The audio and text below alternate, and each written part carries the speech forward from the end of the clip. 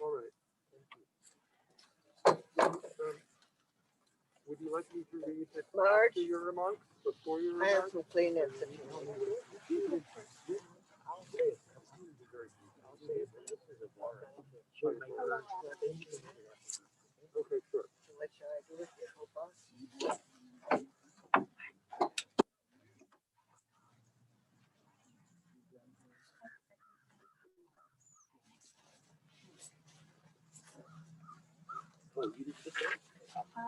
Well, there's one.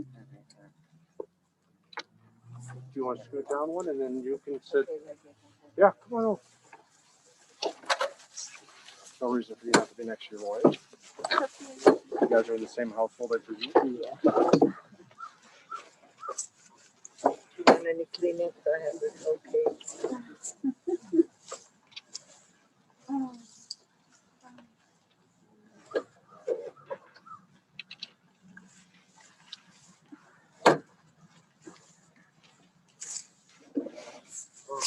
Bill?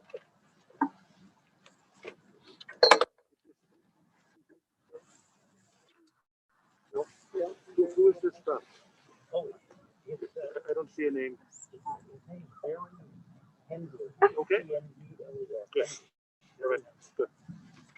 And I've got the name for this. No, you can't see. This is Chad Cavey. Chad, and then this is Barry Hendler. Okay, thank you. Look at that.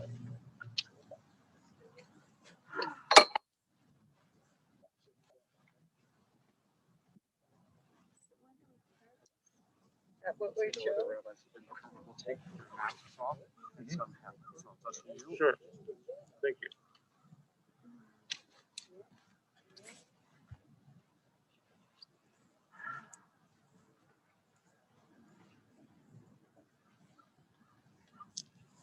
Are you all able to hear and understand me?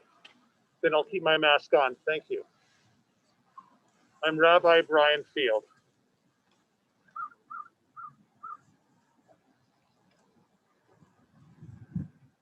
We're gathered here to recall the blessings of the life of Charlie Waldbaum. In this gathering, we are governed by two spiritual principles. The first is called Kavod Hamet, giving honor to the one who has died, remembering and treasuring Charlie's life. The second principle is Nichum Avelim, giving comfort to those who mourn. The Hebrew word for funeral is levaya, which means accompaniment. And that's why we're here today, to gently and compassionately accompany each other in our grief, in memory, in blessing, and in love. We begin by acknowledging a truth. Our hearts are broken. And another truth, that in this world, everything and everyone that has a beginning will have an end. For this reason, we affix the ribbon over our hearts, an outer sign of an inner state, offering our awareness that God, not us, is the judge of beginnings and endings. So those of you who are mourners, who are wearing a ribbon, I just invite you to take your fingers and just give it a gentle tear, repeating these words, Baruch Atah Adonai Dayan HaEmet. Blessed is God, the true judge.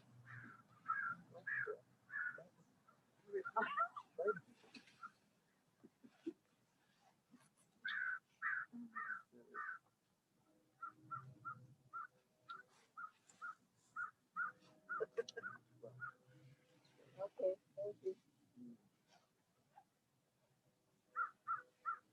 Amen. Mountains, earth, Sky and stars appear eternal and imperishable, but human beings turn to dust. They are swept away and they sleep. Like grass, they flourish for a day. In the morning, they sprout afresh. By nightfall, they fade and wither. May we therefore learn to use our days wisely so that we may gain some insight. May our days of sorrow be matched with days of joy. May we come to recognize some lasting purpose to our lives and accomplish something that lasts beyond the span of our days.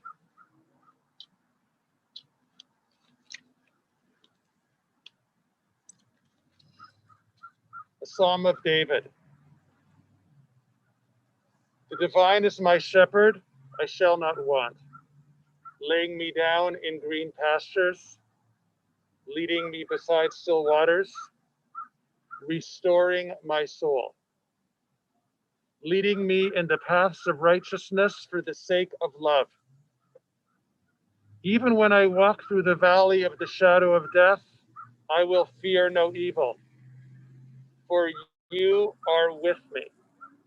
Your rod and your staff comfort me, preparing a table before me in the presence of my enemies, anointing my head with oil, and my cup overflows. May goodness and mercy accompany me all the days of my life, and I, dwelling in the house of the one forever. Mizmor leDavid, Adonai ro'i lo echsa, binot asher yarbitzeni, al mei menuchot yenachaleni. Nafshi yeshoveh, nafshi yeshoveh, Yahancheni b'maglei tzedek למען שמו. גם כי אלך בגיא מוות, לא אירא רע, כי אתה עמדי. שבטך ומשענתך, שבטך ומשענתך, המה ינחמוני. תערוך לפני שולחן, תערוך לפני שולחן, תערוך לפני שולחן, נגד צורריי. תשענת בשמן ראשי, תשענת בשמן ראשי, תשענת בשמן ראשי, כוסי רוויה. אך טוב וחסד ירדפוני כל ימי חיי, ושבתי בבית אדוני, ושבתי בבית אדוני לאורך ימים. Yai da da da, yai da da da, yai da da da da da da, yai da da da, yai da da da, yai da da da, yai da da da da da.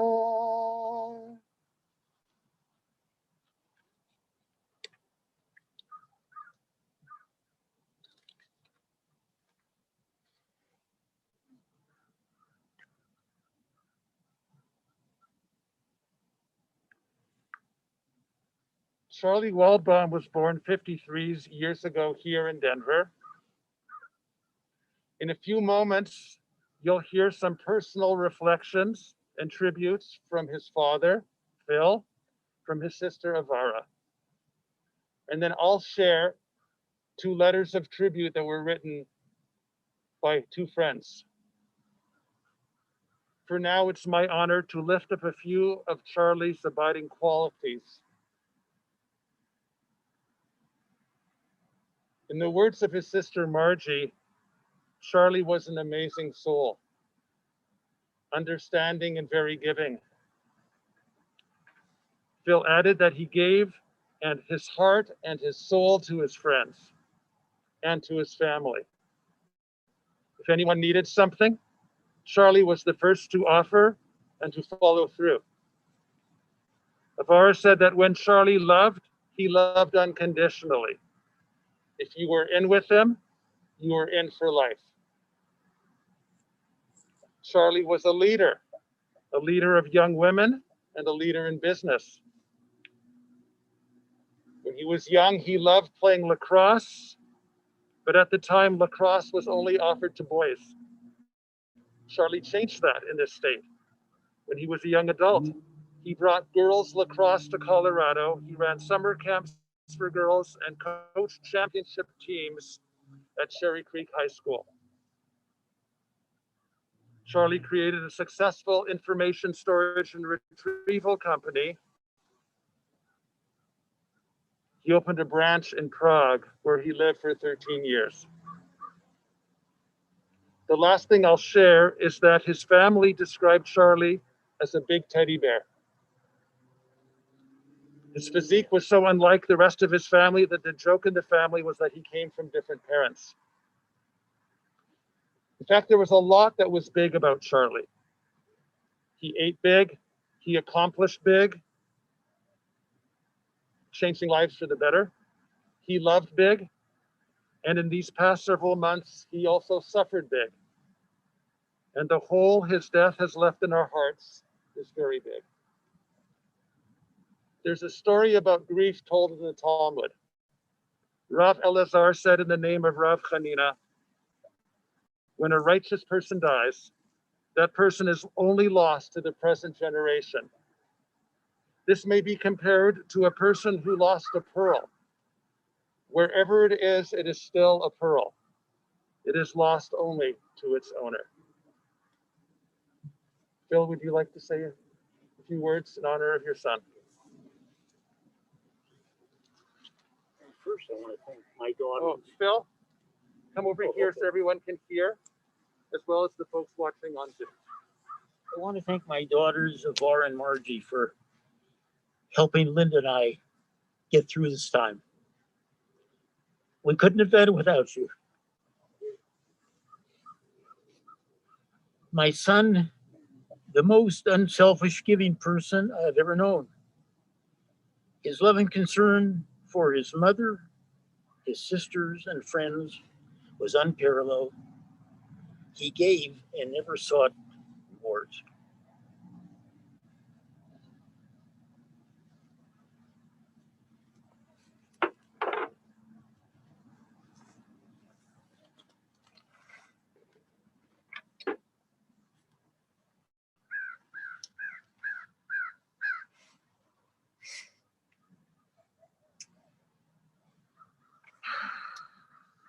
I want to honor my brother's life. I hope by sharing snapshots from the past, we can keep happy memories alive. Charlie had an ironic sense of humor. I used to jokingly call him Chuck, and he did often have a chuckle in his delivery. He liked to tease and prod and poke fun in his good-natured teddy bear way. Long before electronics were as omnipresent as they are now, Charlie was a computer geek and king of the download. Charlie the Candyman was a passionate consumer of gummy bears and gigantic Milka bars. He was an armchair sports enthusiast and a Bronco fan no matter the score and regardless of his time zone. He was down to earth, unpretentious, and most of all, a giving, compassionate sweetheart. When I think of Charlie as a little boy, I see those astonishing bright blue eyes looking earnestly up at me. I was 8 years older, Margie 6 years older, and we helped care for our baby brother. Our family used to say Charlie had 3 mothers. My mom tells the story that Charlie used to call out for me when he woke up in the middle of the night. By the time I was 12, my parents began employing me to babysit when they were out. Charlie could be stubborn as all get out with our parents, but he never gave me a hard time, not as a child nor as an adult. When Charlie was 12 and I was an art student in New York City, he took his first solo trip to visit me. I gave him a taste of the big city life and a horrible attack of allergies due to my 2 cats. Despite his allergies, Charlie was an animal lover. He grew older and considerably taller, and it was hilarious to see great big Charlie followed around his Prague flat by itsy bitsy Chihuahua Neo. For much of our lives, we lived on different continents.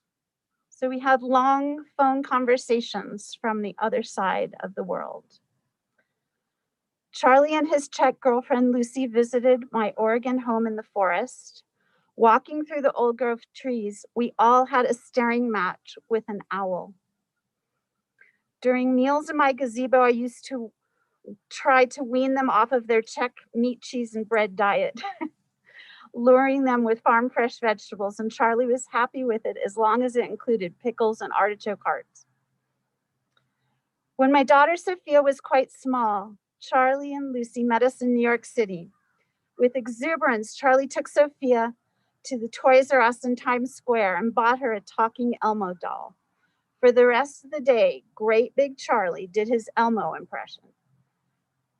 Big Charlie, Elmo loves to laugh. Charlie was the Prague tour guide par excellence. Lucy pushed baby Elena in a stroller beside me, pushing Sophia and hers over the bumpy cobblestones. Charlie led us to all the sights and joked that the Charles Bridge with all its monuments belonged to him. Of course, we visited Charlie's favorite restaurants. My brother loved food. After sampling the Czech cuisine, he insisted that we try his best loved gelato spot. Years later, Sophia and I met up with Charlie in Rome. We rented a flat together and walked all over more cobblestones and ate more gelato. Sophia joined Charlie in choosing ice cream as her favorite food group. We visited the Colosseum and sat in front of the Pantheon, spooning yet more gelato.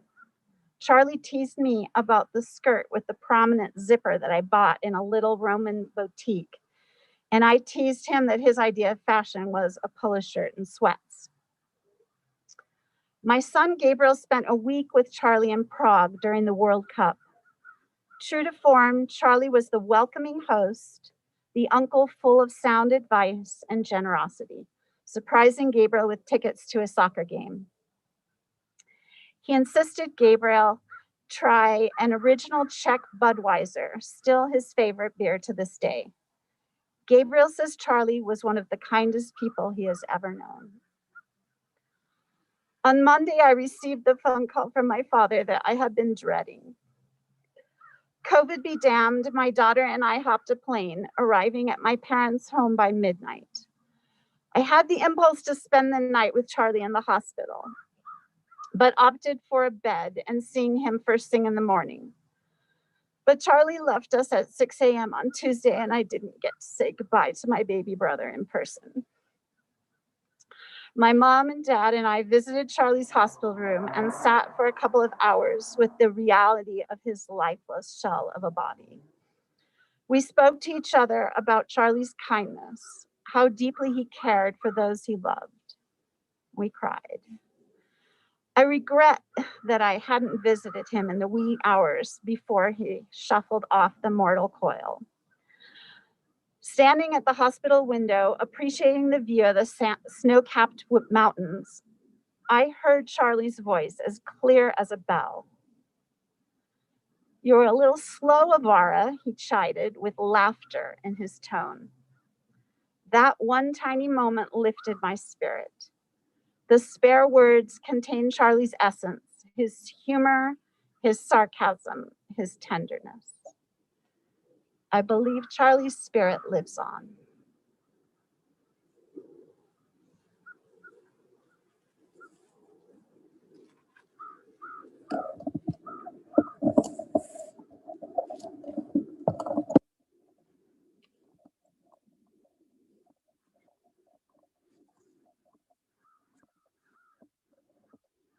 family received letters of memory and tribute from two dear friends, and they've asked me to share the contents of these letters with you. The first is from Barry Hendler. I lost my not-so-little brother on Tuesday. Yes, Charlie was and still is my little brother. I didn't know that would be the case for the first few years that I would see him at the pool or the tennis courts at Green Gables. At that time, he was just little Charlie Waldbaum, the cutest little 4 to 5-year-old kid ever. But by the time that cute little kid had grown into a huge 18-year-old teenager, he and I had spent hours and hours together working out, eating meals, talking sports and girls, and laughing nonstop together. We had a great group of friends, and hanging out and playing ridiculously stupid card games where nobody ever paid anyone the IOUs for the money won or lost became the norm. There were always a bunch of guys around talking a lot of smack to each other about anything and everything. Although Charlie was the youngest, he was right in the middle of all the smack talk, holding his own with all of the give and take. Most of those friends are still Charlie's friends to this day. In fact, a few months ago, some of those guys came to Denver and had a phenomenal steak dinner with Charlie and Chad. It breaks my heart that I couldn't be at that dinner. I've seen the pictures and it was truly a special night for all, especially Charlie.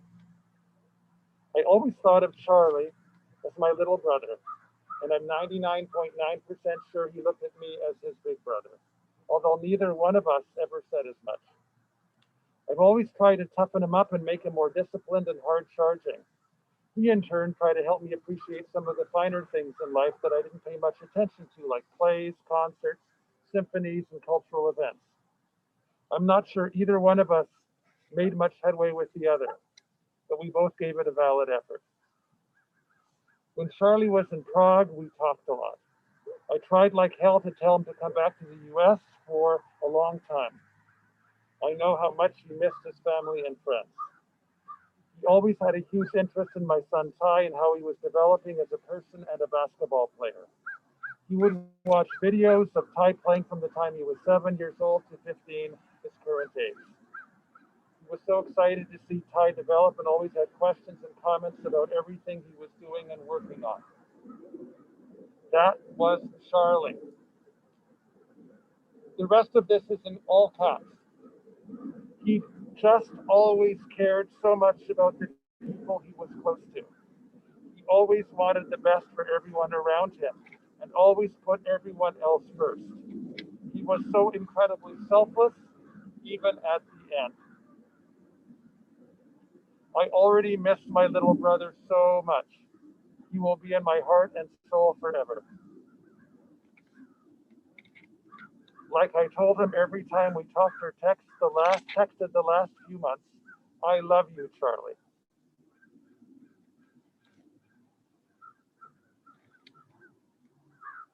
That was from Barry Hendler.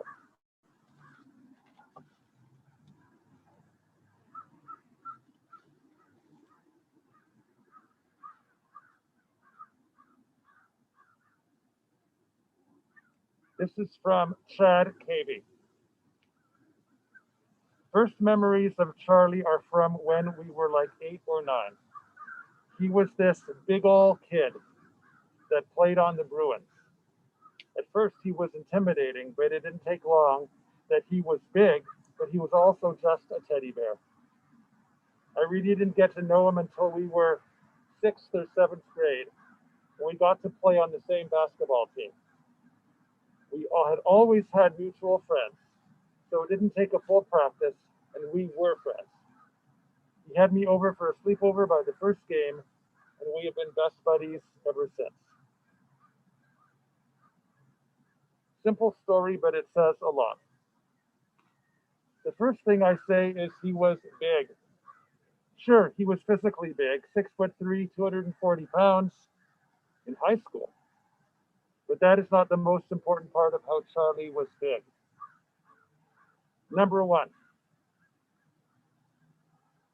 He came right over and didn't wait to see if we would get along. He made friends. After that, I watched this guy make friends with thousands of other people. In high school, he would introduce me to somebody he knew every weekend from North Glen and Smoky Hill and Overland, Fairview. In college, it was CU and CSU and DU and Fort Lewis and out of state.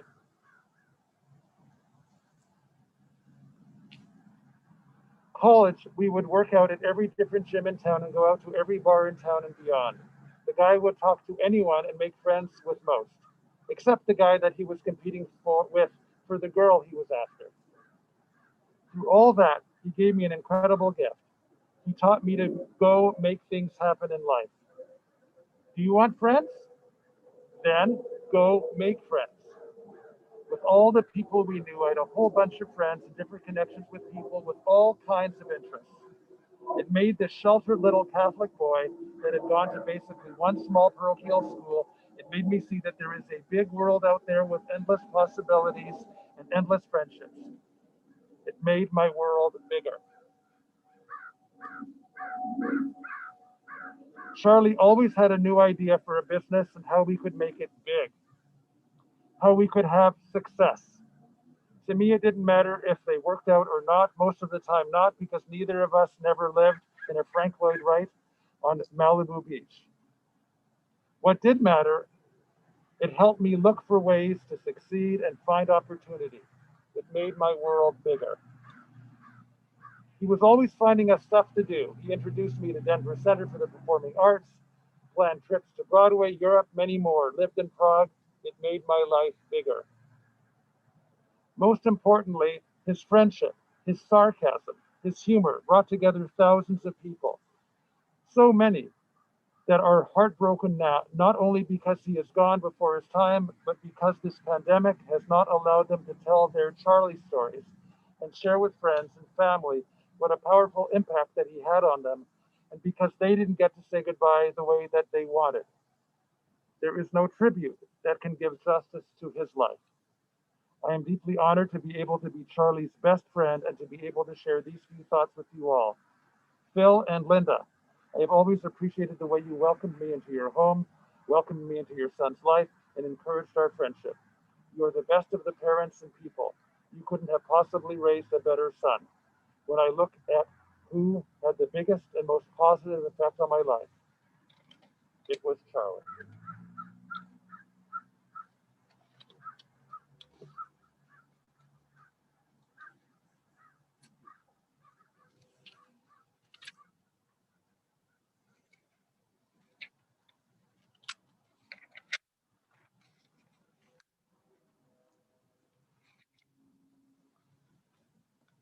At this point,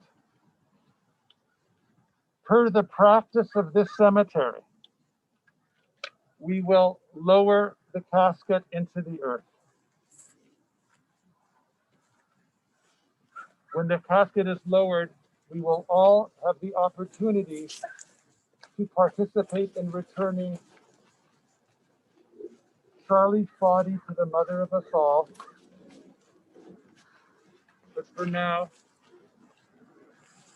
if you wish, I invite you to rise and just bear witness.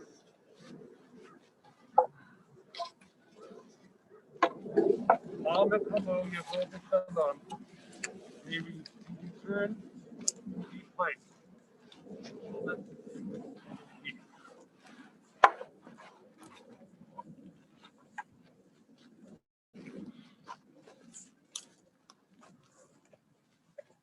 Tim, would you like to give options for people to participate? Absolutely. Ladies and gentlemen, we have plastic gloves if you'd like to use them. We have hand sanitizer. If you don't want to use the gloves, you're welcome to just use that. Or we have some cups. And then, of course, you're also welcome just to use your hand to do a handful of the earth. If you wish to use the shovel, you will as well. There is a practice, if you use the shovel, to not shovel the way you normally shovel, but to turn the shovel over upside down to make a distinction between this act and all the other times that we use a shovel. So I just invite the family to come forward, with your hands with the cup, take a shovel and begin the act of covering his casket with the earth.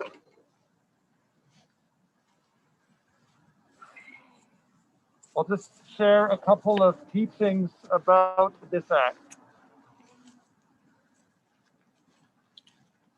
In Judaism, this is considered the ultimate mitzvah. Anytime we do a kindness for a loved one, there's always there's an implied expectation that something will come back to us. But of course, there is no way that this act can be requited. This is an unrequited act of loving kindness. Another teaching of our tradition is that covering over the casket is an act of forgiveness. If there was anything between you and Charlie that was unresolved, may this act of returning him to the earth be a covering over, be a return to wholeness between you and him.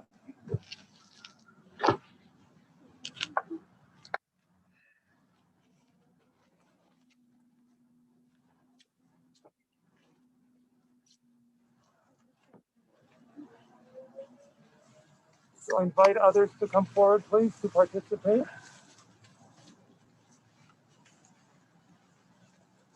It is a deep act of love and kindness.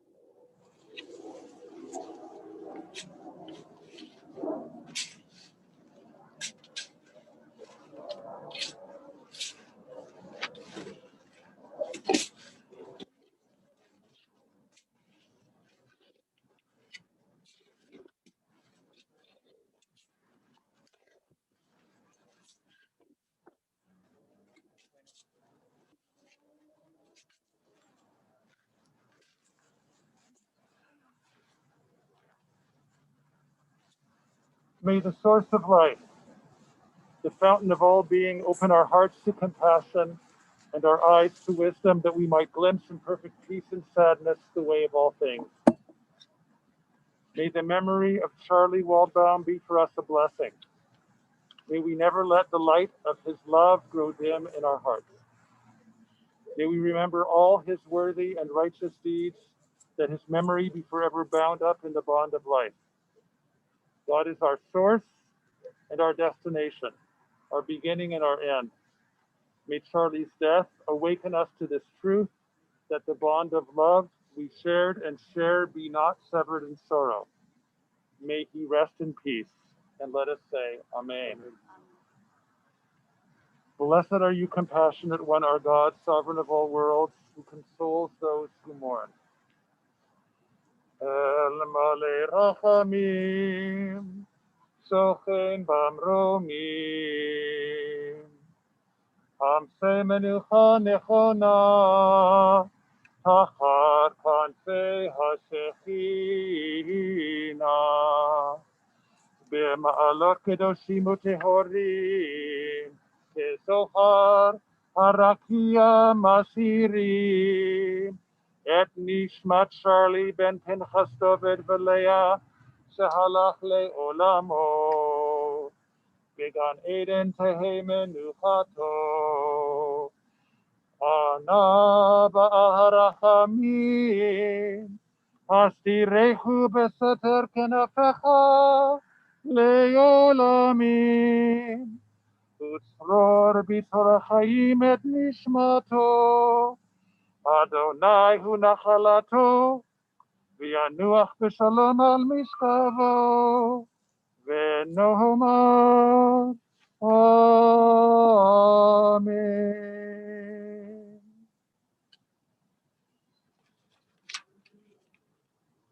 It's now time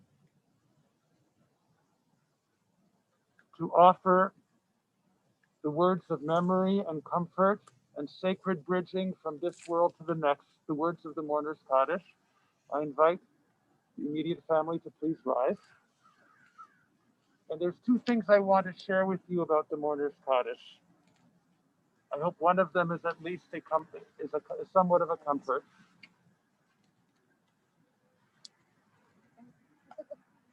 One is that especially in these days immediately following the death of a beloved, the soul is in a state of confusion, as our tradition teaches. And so saying the Kaddish helps orient the soul to what is next. At the same time, when you look at the words of the Kaddish, the words don't speak of death and separation, but they speak of a reality that transcends joy and sorrow. We are not in that place, but our tradition teaches that Charlie is. And so we can hear these words as Charlie's gift to us, his gift of love to us. And so with that, let's offer these sacred words.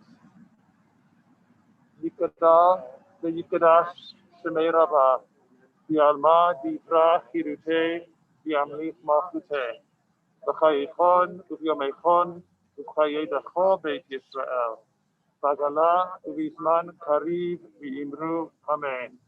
Yehe shmei rabah v'vorach le'olam v'lalmei almaya. Yitbarach v'yishtabach v'yipa'ar v'yitromam v'yitnaseh. Vitadar, vitale, vitalal, shmei kutsa, richu. Le'ela, min kol birchata v'shirata, tusbechata v'nechemata, ta'amiran v'alma v'imru, amen. Yehe, shlama rabba, min samaya, v'chayim, aleinu v'al kol Yisrael v'imru, amen. Osei shalom bimromav, huyasei shalom. Aleinu v'al kol Yisrael v'imru, amen.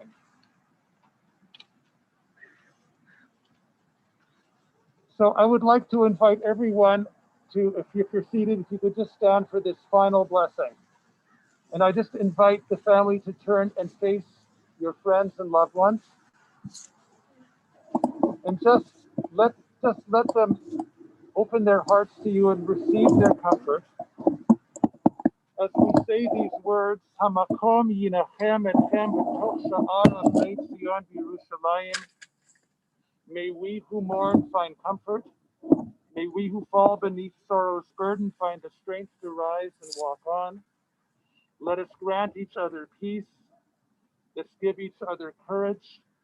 Let us spread out a blanket of love and compassion that we might aid in each other's healing. Let's say Amen, and let's turn towards each other in our sorrow and our grief with gratitude for each other and with love.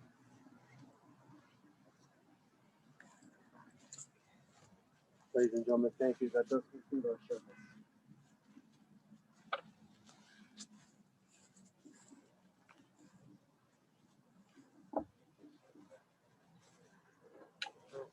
I wish I could hug you, so I just thank you so much. Thank you. Thank you. Thank you. Oh, my consolation, compassion. Okay. And give us blessings as long as you are here, and then safe travels home.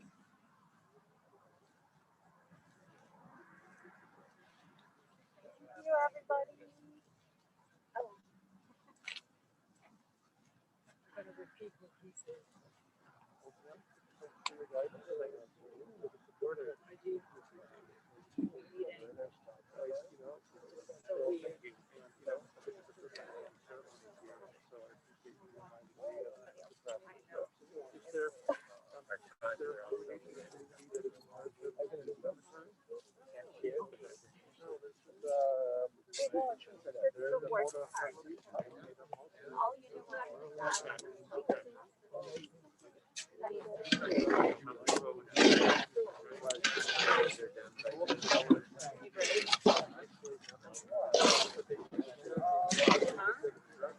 I do.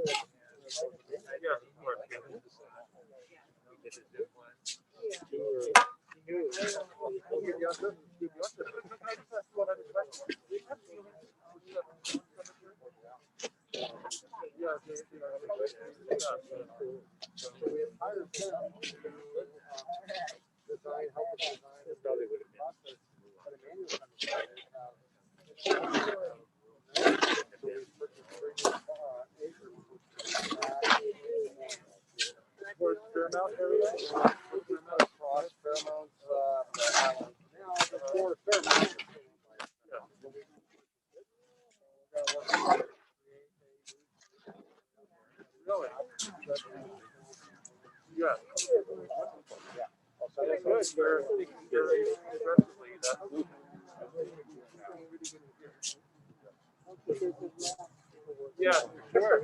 So when I first started with them, I was very excited that they're doing the cemetery. How you doing? I haven't seen you in a while. Are you okay? You still playing hockey at night, or did you give that up? I gave it up. My best just wasn't like it. I miss it though. I did miss it because that was my team. No, I'm one of the veteran rabbis. Right. You are. At least it was veteran working rabbis. Oh yeah. The locker room, you are.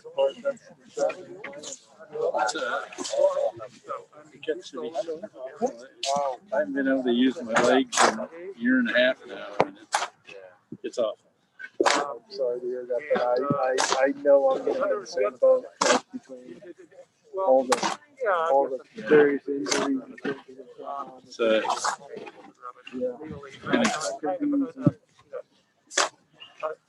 Yeah. But then, there were other, veteran rabbis who were still part of the council, like, I can tell that's great. I know. Wait long enough. Yeah. Well, I'm actually thinking my foot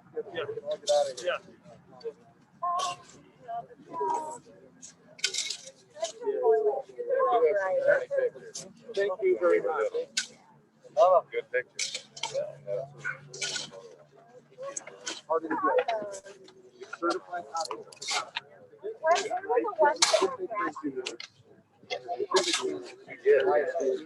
They're all here.